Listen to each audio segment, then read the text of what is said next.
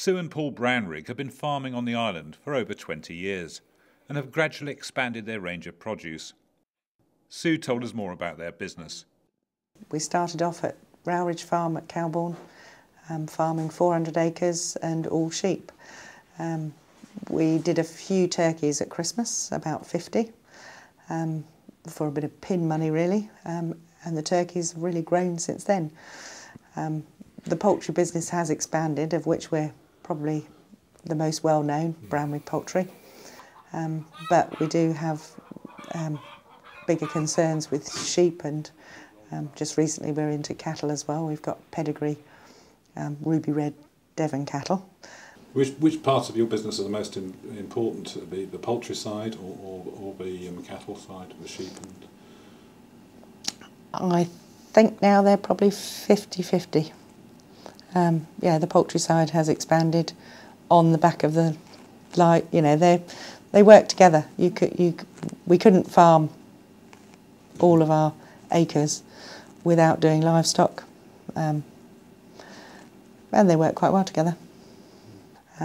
We now employ a shepherd who lives and works at Brownrigg Farm, and both farms work together. The poultry business with the farmers' markets expanding. They, said, well, you do turkeys at Christmas, and can you carry on and do something weekly so that you can come into the farmers' market, which started us off on chickens, and has been very successful.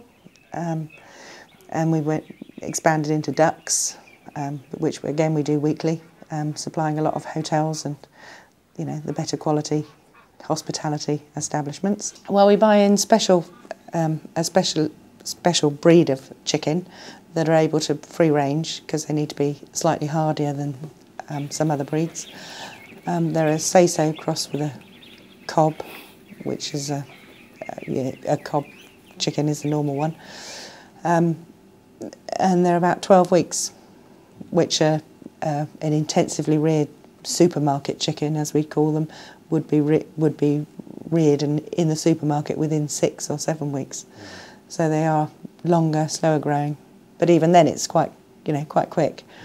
It's because it's a fresh product. We pluck on a Monday, prepare everything on a Wednesday, deliver out to hotels on a Thursday, do a farmer's market on a Friday and Saturday, and people can collect from the farm. We generally like people collecting on a Thursday, Friday or Saturday, and then round again next week. And apart from chickens and turkey, do you do any other Yeah, farmer's market is guilty then of me having a few hens in my backyard for myself and a few eggs and extra eggs, and yeah, that's developed into doing eggs on probably the biggest egg producer on the Isle of Wight. We supply the co-op and a lot of the local spa shops and the co-op welcomes now. We just recently had an Isle of Wight economic partnership grant to go into making sausages and to develop more use of game. And so, yeah, and we're quite heavily into sausage production, which we thought was a very good way of utilising any extra game and poultry products. So is the island your main market? Do your products go off? I do have one farm shop that I supply on the mainland at Christmas. Again, they've been with us for probably 12 years, and so we do take turkeys at Christmas. We do get inquiries from the mainland, but no, I like to. Keep it local. I think the ferry fares might put a dampener on it. The farmers' market, I think, the members of the farmers' market now, we're all very. We probably, we feel as if we've got our set customers, but the education, looking at it over the 10 years. The education process has been quite fascinating, and people are fascinated about, they don't think about it unless they enjoy the process of knowing where it's come from, and you say to them, oh no, well the hens aren't laying this well, and you've got small eggs this week because they're just new hens, so they're laying small eggs. And how is the market today, and how has it changed over the last few years?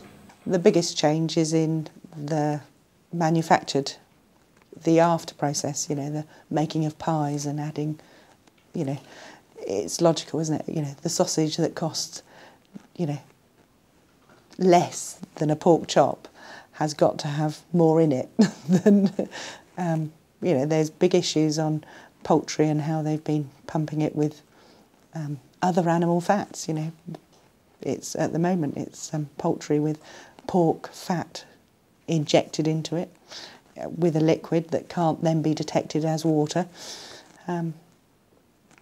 Yeah, it's the processing after the farm. You know, the farmer generally sends his, you know, whole animal meat to an abattoir, and then the abattoir sends it back. It doesn't all come back to the local butcher's shops or the supermarket shelf. It then carries on to make the pork pie or the, yeah. And how important is it that consumers have started to move towards buying local produce? It's good. It's how it should be, because everybody's you're more responsible within your own community if it's, you know, if it's your name on the product. We've supplied the co-op with eggs for over 2 years now, 3 years. They genuinely are committed to local communities, and they've got their own farm, so they probably understand the whole system completely. I think the future's rosy for the, you know, the farmers on the Isle of Wight who are going to be prepared to, you know, do their little bit. People like coming out to farms. They like coming to see where things come from.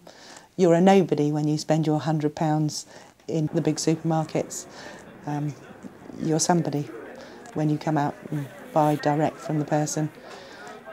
We intend to sell more of our own products come April.